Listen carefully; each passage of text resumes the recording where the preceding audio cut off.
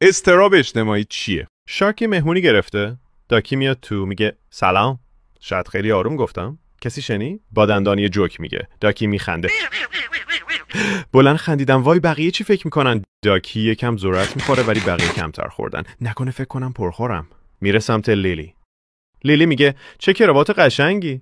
داکی میگه تو هم همینطور. ولی لیلی اصلا کراوات نزده.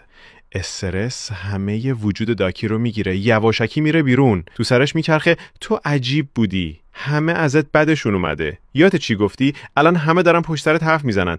نکنه شارک ناراحت بشه.